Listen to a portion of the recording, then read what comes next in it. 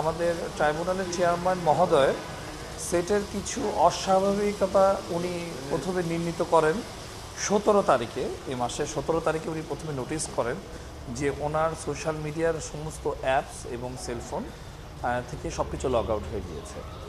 তো পরবর্তীতে যে বিষয়টি হয়, উনি তখন এটা আমাকে অবহিত করেন, সেটা এখনও ফরেন্সিক করিনি, এটা পর্যায়ে আছে।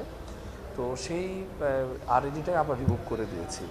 ইন বিটুইন ওনার হোয়াটসঅ্যাপ এবং ফেসবুক, যেটা সেই হোয়াটসঅ্যাপ এবং ফেসবুকটি আমরা মেটার কাছে অফিসিয়ালি আমরা মেল করেছি, এই সংশ্লিষ্ট বিষয়ে এটা জিডি হয়েছে এবং বিটিআরসি চেয়ারম্যান মহোদয়ের কাছে এবং স্বরাষ্ট্র ও সুরক্ষা বিভাগ এবং তৎসংশ্লিষ্ট তথ্য মন্ত্রণালয় সকলকে অবহিত করে একটা চিঠি গতকাল বিকেলে প্রেরিত হয়েছে এই বিষয়ে আগামী 7 কর্মদিবসের মধ্যে ব্যবস্থা গ্রহণে। তো ইতিমধ্যে আজকে আমরা বিটিআরসি চেয়ারম্যান মহোদয়ের সাথে দেখা করেছি এবং আমরা ফেসবুক মেটার সাথে কথা বলে আপাতত হ্যাকারের দখল মুক্ত আছে।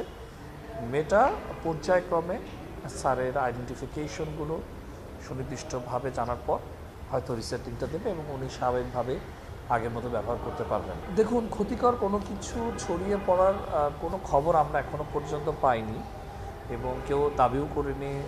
আমরা সাধারণত ন্যাচারালি দেখি এইগুলো অ্যাক্সেস নেওয়ার পর উল্টোপাল্টা স্ট্যাটাস কিংবা বিকাশে টাকা চাই বা বিপদে আছে এরকম ধরনের বিষয়গুলো আসে।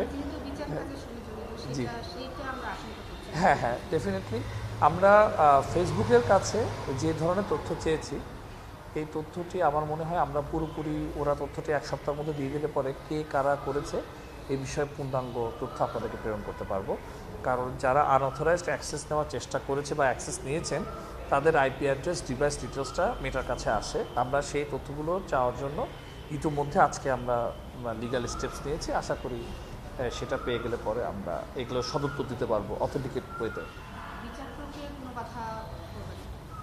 না, আমরা মনে করি না এটা বিচার প্রক্রিয়া বাধা সৃষ্টি করবে। তবে হ্যাঁ, এটা তো একটা সাইবার আগ্রাসন ডেফিনেটলি, এবং আপনারা জানেন আমাদের ট্রাইব্যুনাল অত্যন্ত স্পর্শকাতর এবং দেশে এবং আন্তর্জাতিক অঙ্গনে এটা আমাদের রায়ের এবং আমাদের বিচার ব্যবস্থাপনা নিয়ে নানা রকম গবেষণা হচ্ছে এবং ফলো করা হচ্ছে। তো সব কিছু মিলায় এটা একটা আমাদের বার্তা যে আমাদের সকলকে আসলে জাতীয় পর্যায়ে সাইবার নিরাপত্তার বিষয়টা অত্যন্ত গুরুত্বের সাথে দেখা উচিত এবং আমরা এখনও পর্যন্ত এই সাইবার হামলা হলে পরে কিভাবে এই বিষয়গুলো ব্যবস্থাপনা করব এবং এর পরিণতি কত সুদূর প্রসারী হতে পারে এই বিষয়গুলো আসলে সরকারের উচিত এখনই এটা নিয়ে কাজ করা। এবং আপনাদের একটি বিষয় বলতে চাই, আমরা বর্তমানে আমাদের আইনমন্ত্রী মহোদয়ের মাধ্যমে, স্বরাষ্ট্রমন্ত্রী মহোদয় এবং পররাষ্ট্র মন্ত্রণালয়ের মাধ্যমে ইতিমধ্যে আমরা একটা উদ্যোগ গ্রহণ করেছি। আমরা ফেসবুকের সাথে এমল্যাট করার, অর্থাৎ মিউচুয়াল লিগ্যাল অ্যাসিস্ট্যান্স এর ব্যাপারে আমরা ইতিমধ্যে একটা প্রক্রিয়া শুরু করে দিয়েছি। আশা করি আমরা ফেসবুকের ফেক আইডি বা হ্যাকিং সংশ্লিষ্ট বিষয়ে খুব স্বল্প সময় রাষ্ট্রীয় কাঠামোতে এটা সমাধান করা সম্ভব হবে। আমির ভাই, এই ধরনের ট্রাইব্যুনাল একের তিনি সম্মানিত চেয়ারম্যান এবং একজন বিচারপতি, তিনি অনেকগুলো আলোচিত মামলার বিচার করে ফেলছেন এবং বিচারাধীন আছে অনেকগুলো মামলা। তার এরকম পুরো ডিভাইসের সব কিছু হ্যাক হয়ে যাওয়া বা হাতছাড়া হয়ে যাওয়াকে থ্রেট মনে করেন কিনা বা ঝুঁকিপূর্ণ কিনা ট্রাইব্যুনালের সার্বিক পরিস্থিতি প্রতি?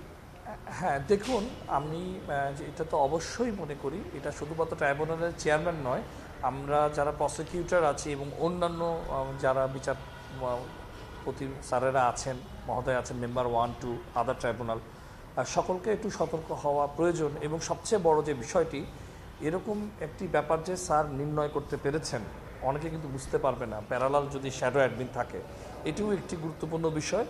তো আমাদের এই জাতীয় বিষয়ে যেটি আমরা বাস্তবতার অর্থে দেখি, আমাদের বিচার বিভাগেরও কিন্তু একটা প্রশিক্ষণের বিষয় রয়েছে, যেহেতু আমাদের সাইবার মামলাগুলোতে আমাদের বিচার ব্যবস্থাপনা এবং পুলিশ আসলে এটা হ্যান্ডেল করবে। আমরা যদি হ্যাক হয়ে আমরা পুলিশের কাছে যাব, পুলিশ কিন্তু এটা কোর্টের কাছে যাবে। তো সুতরাং এই পারস্পরিক যে বিষয়টা, সেখানে আমাদের উচ্চতর আরও প্রশিক্ষণ এবং নিরাপত্তা এবং প্রতিটি দুর্ঘটনাকে আমলে এনে তদন্ত কমিটি গঠন করে তদন্ত করে এর মূল যারা দুর্বৃত্তায়নের পেছনে আছে তাদের আসল উদ্দেশ্য কী সেটা আসলে নির্ণয় করাটা খুব গুরুত্বপূর্ণ।